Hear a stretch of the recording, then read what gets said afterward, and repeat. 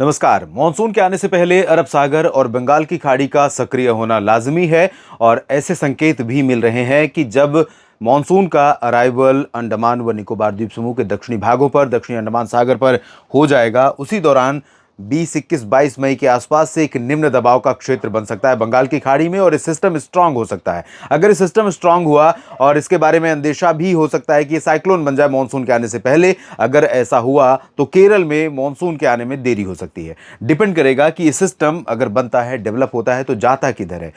अभी जो संकेत लग रहे हैं कि ये आगे ही बढ़ेगा ऊपर की तरफ, उत्तर पूर्वी दिशा में। अगर उत्तर पूर्वी दिशा में बढ़ेगा तो जाहिर है कि मॉनसून के आने में विलंब होगा, लेकिन अभी इस पर मैं कोई कमिटमेंट नहीं कर रहा हूं। तस्वीरें धीरे धीरे साफ होंगी जिसके बारे में चर्चा करेंगे। फिलहाल इस बुलेटिन में अगले 10 दिनों की बात करते हैं, जहां पर और साथ ही पिछले 24 घंटों में कहां पर कैसा रहा बारिश का मिजाज और कहां पर कितना तापमान रिकॉर्ड किया गया। 50 जगहों के नाम देख लेते हैं और साथ ही साथ आपको बता दूं कि मौसम तक चैनल पर 3 दिन का मौसम पूर्वानुमान अपलोड किया है और उस पर जल्दी ही आज ही अपलोड करने जा रहा हूं कि मॉनसून देश में कब कहां पहुंचता है। तो अभी इसमें बात करते हैं टेम्परेचर की। सबसे पहले पिछले 24 घंटों में सबसे ज्यादा तापमान होशंगाबाद यानी कि नर्मदापुरम में मध्य प्रदेश में रिकॉर्ड किया गया 43.2 डिग्री सेल्सियस। बाड़मेर राजस्थान में 42.4, चूरू में 42.2 और गुना में भी इतना ही तापमान रहा। फलौदी में भी सेम तापमान रिकॉर्ड किया गया। सुंदरनगर में 41 डिग्री तापमान जैसलमेर में, जबकि अमरावती और दमोह में 41.8 और 41.7 डिग्री सेल्सियस तापमान रिकॉर्ड किया गया है अहमदाबाद और कोटा में।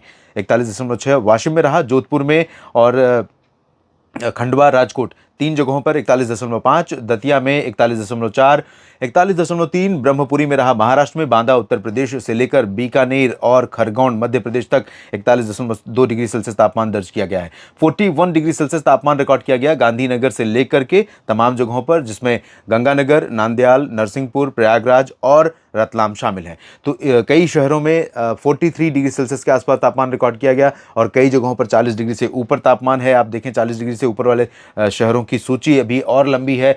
यहाँ पर 40.8 दीसा में और इतना ही तापमान इरोड, रायसेन, तिरुपति, वर्धा इनमें रिकॉर्ड किया गया। 40.7 डिग्री सेल्सियस तापमान झांसी में उत्तर प्रदेश में रहा। बिलासपुर में रहा 40.6 और अनंतपुर, रायपुर में 40.6 डिग्री सेल्सियस टेम्परेचर रिकॉर्ड किया गया।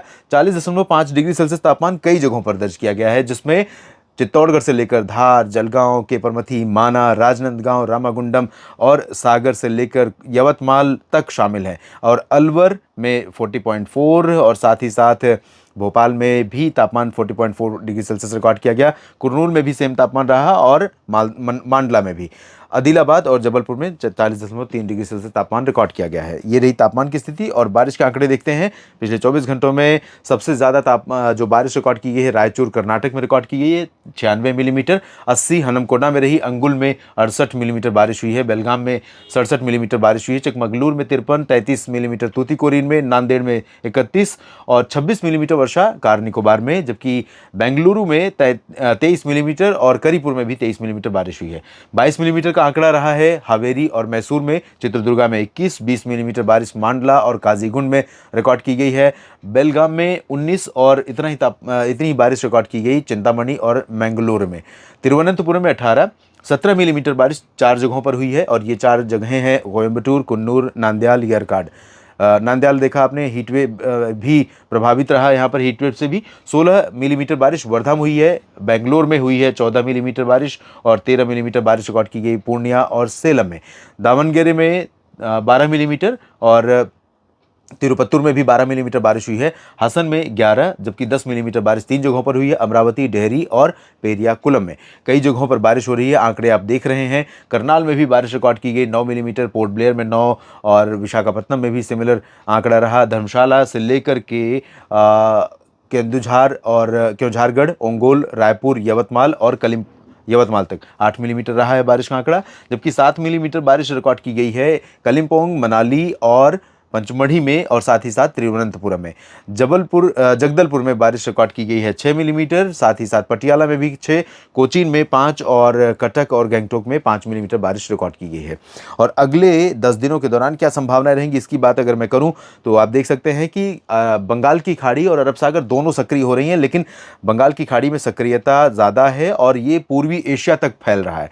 पूर्वी एशिया तक फैलने का मतलब ये है, ये सिग्नल है कहीं ना कहीं कि यहाँ पर जो संभावना दिख रही है सर्कुलेशन डिप्रेशन या लो प्रेशर बनने की, वो इंटेंसिफाई होकर के वेल मार्क लो डिप्रेशन या डीप डिप्रेशन या उससे भी ऊपर इंटेंसिटी में पहुंच सकता है। साइक्लोन बनेगा कि नहीं बनेगा, इसके बारे में मैं भी बहुत ओपनली नहीं बोल सकता हूं। 2-3 दिन और ऑब्जर्व करना पड़ेगा सिचुएशन को।